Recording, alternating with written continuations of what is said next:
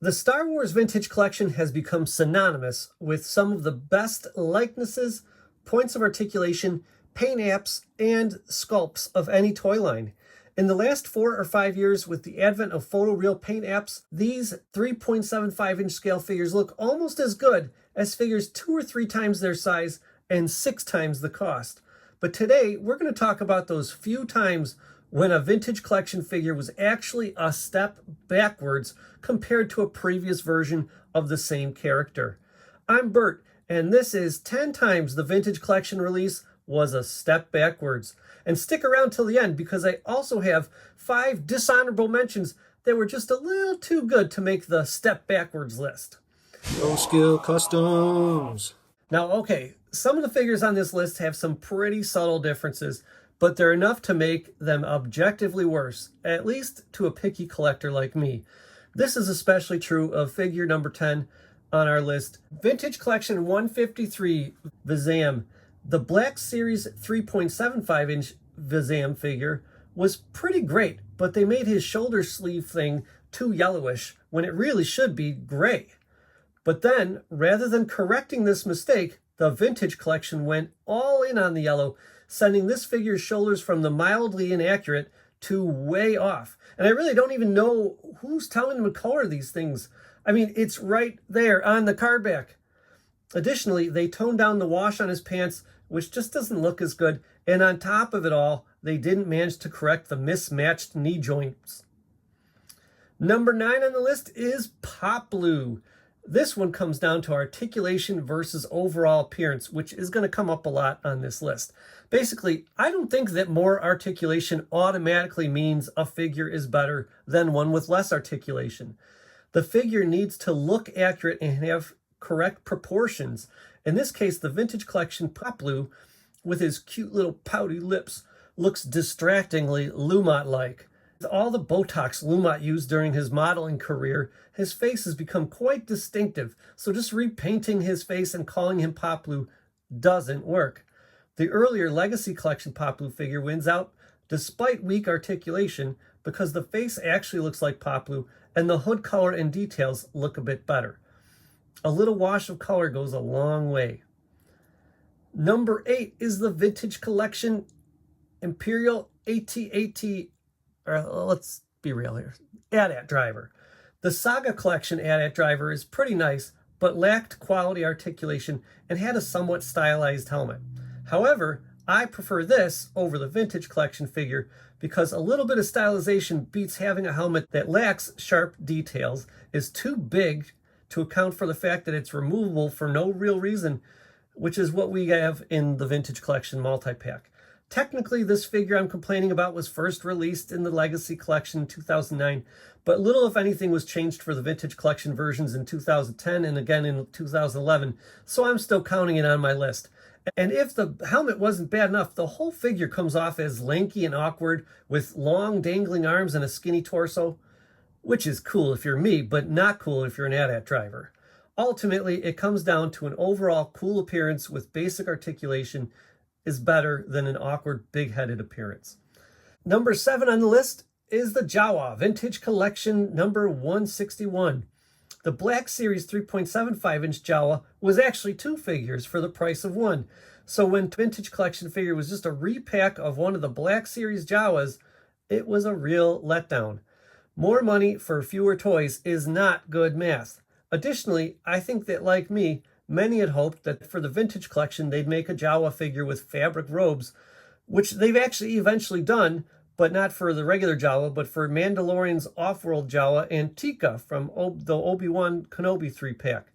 Unfortunately, it seems like we may never have a fabric-robed Jawa on a New Hope card back, though. Next up, number 6, the Vintage Collection number 6, C-3PO. Now, the Saga Collection C-3PO is a great figure, but there was room for improvement, and I'd hoped that the Vintage Collection one would be that improvement, but it actually suffered from Hasbro trying to do too much. The extra articulation was welcome, but the removable pieces, while fun, made for unsightly seams all over and prevented any chance of this figure being vac metalized. And what we got was a practically orange, barely shiny, short, awkward-looking figure. Plus, the one cool movie scene specific feature of having a leg that was removable at the knee was put on the wrong leg. So, Ewok's Throne C-3PO, that remains my go-to. Number 5, Vintage Collection 147, the Death Star Gunner. The Saga Collection Gunner was a little bit annoying in that he had swivel elbows and he had this chest armor that wasn't accurate to how they look in the New Hope. But if you take that armor off, you have a pretty decent Return of the Jedi Gunner. Whereas the Vintage Collection figure manages to somehow look too long in the legs and torso while also having arms that look too long but don't reach far enough down his legs. It's quite possible the freaky, too small to fit a human head helmet could be at fault. In fact, I'm pretty sure it is at fault, because if you ball up some sticky tack and put it in the Saga Gunner helmet and stick that on the neck peg of the Vintage Collection figure, I think it actually looks fine. And if you're a carded collector, the fact that they made a figure clearly based on the Death Star Gunner's appearance in A New Hope, but put it on the Return of the Jedi card back, is also kind of insulting. This would have been acceptable if the chest armor was removable like the Saga version, but alas, it is not. Number 4, Luke Skywalker from the Dagobah Cave of Evil Vintage Collection set. Okay, this list has really been my overly picky opinion about most things, but I think maybe we can collectively agree that in this instance, the Vintage Collection version is objectively worse. The Black Series 3.75-inch figure had its issues already with its distracting double-jointed elbows, but two things it had going for it were a decent head sculpt and hair color. But they threw that all out the window for the Vintage Collection 3-pack version of Luke Dagobah, who now sports a face that harkens back to those Power of the Force 2 days and bright yellow hair. I really don't know what they were thinking here at all, but this figure of Luke Skywalker is the thing of nightmares. Number 3, good old R5-D4, Vintage Collection number 40. Now, I look back at the Saga Collection R5-D4 and I thought it was so cool with its brushed on dirt and grime, and I was looking forward to see what Hasbro might do with the Vintage Collection R5-D4. But when the Vintage Collection 40 came out and it was all clean and pristine, I was pretty disappointed. They didn't even fix the one major omission from the Saga Collection figure, which was the 3 panels that were left blank on the back of the torso. Also, while the Build-A-Droid sculpt is pretty decent, the extra holes at the bottom of the torso are super annoying. Now, in case you're in the market for an R5-D4 figure, you might want to get the most recent Vintage Collection R5-D4 from The Mandalorian. I just got mine, and I'm pretty happy with it. I maybe still like the dirt and grime in the Saga Collection one a little bit better, but this one's pretty sharp. Number 2. Okay, now I'll admit, I might be being a little too harsh on number 2 here because it's fresh in my mind. But when they announced the Vintage Collection Tessic last year, I went to my Jabba the Hutt shelf and took the old Power of the Jedi Tessic with its limited articulation, its plastic cape, its skirt, and pre-posed nature, and I said, well, sir, it's been a good run. You and I have been together since 1999, and now it's time we go our separate ways. And so I took that figure and I sold it, knowing for sure that the Vintage Collection figure would have to be better than that. But we get this figure in hand. It's bright orange. It's got no texture at all whatsoever. The whole face has got like this baby butt smoothness that should be reserved for Ponda Baba's chin things, and that's it. And he's got what looks like an anchor tattooed on his forehead, like he's Shipwreck's long-lost squid-headed brother. Detail on his torso, that belt that we all loved when we were kids. It was fantastic. It was perfect in the Power of the Jedi version, and somehow this is like a step back, as if someone made the Power of the Jedi version and then just like caked it with way too much paint so you couldn't hardly see any of the details. That's what it looks like. His armbands are too short. His hands just feel too big for the arms. Just on top of it, the one thing I thought they would do for me, I thought this was going to be, they were going to do something like they did for Lando Calrissian, where they have an inner cape color and an outer cape color, because he clearly has an inner cape of kind of like an off-white sandy color.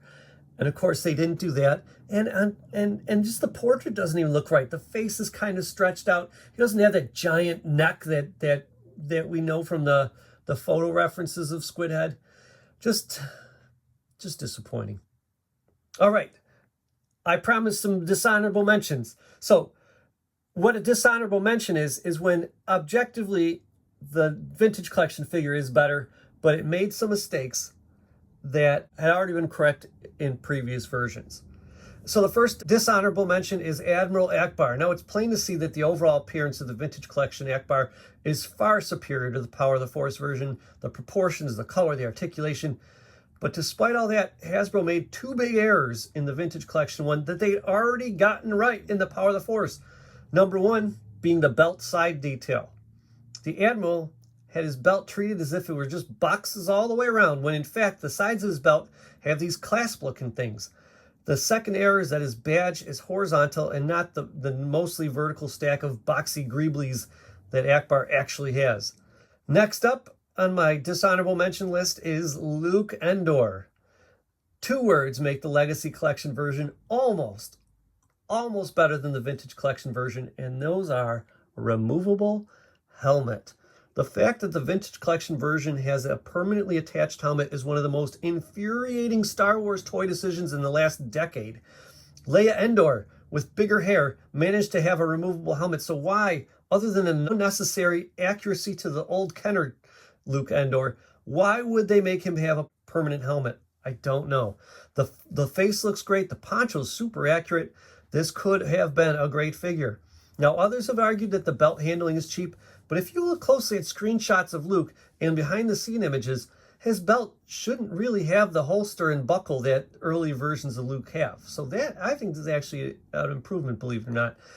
I do have a problem with the body that's underneath, though.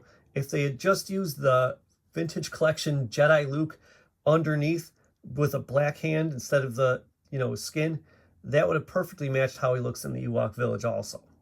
Oh well. Next up, the Super Battle Droid. Now, I honestly think the Vintage Collection Super Battle Droid is the best. He's pretty much the same mold they've been using for most Super Battle Droids, and I think they got the color truer to the movie. However, I don't know about you, but it causes me physical pain when I get a figure with articulation reduction. So to see this figure without the ankle articulation that was introduced in the Legacy Collection 2-pack, that kind of hurt. Next on my list of dishonorable mentions, Vintage Collection number 134, Boushh. The thermal detonator that's permanently attached to Boushh's hand on this one, it's not too bad, but it's pretty annoying. I totally understand the reasoning behind doing that, but now she can't hold Chewbacca's chain in one hand and her staff in the other, and now she looks weird rescuing Han Solo from Carbonite. Who are you? Someone that's holding a thermal detonator. The Saga-era Boushh gave us one of the most easily lost accessories with the plug-in thermal detonator, so I understand not doing that, but what about like swappable hands? One open, one with a molded-on thermal detonator. Just something different. Just having it all there all the time is pretty annoying. And they've done this for other 3.75-inch figures, the swappable hands. It seems like it would have solved it pretty well.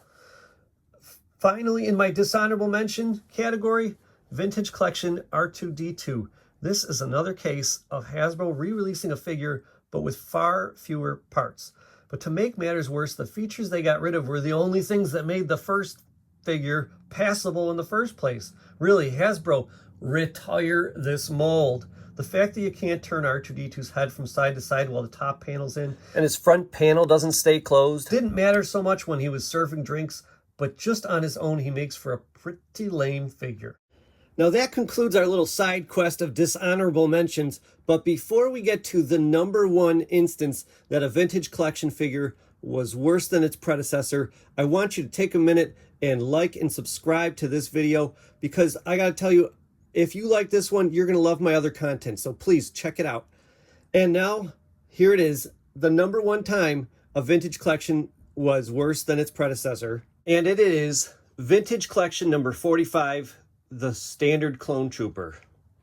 This long-legged, skinny clone trooper doesn't blend with the many clones that I and many others have amassed before its release, and plus its shoulder articulation is pretty limited, and maybe on its own it wasn't so bad, but when they made so many clones with this inferior sculpt and its removable helmet, it became pretty aggravating. So this entry doesn't just include Vintage Collection 45. This entry as the biggest step backwards for the vintage collection includes Vintage Collection 60, the 501st Clone Trooper, Vintage Collection 109, the Clone Trooper Lieutenant, Vintage Collection 110, the Shock Trooper, and Vintage Collection 145, the 41st Elite Clone Trooper. So all that together makes for one pretty annoying mold. So that's my list. What do you guys think? Is there any I missed? Is there anywhere you're like, no, this is definitely improvement? You're crazy, Bert. Let me know in the comments below, and I'll see you next time.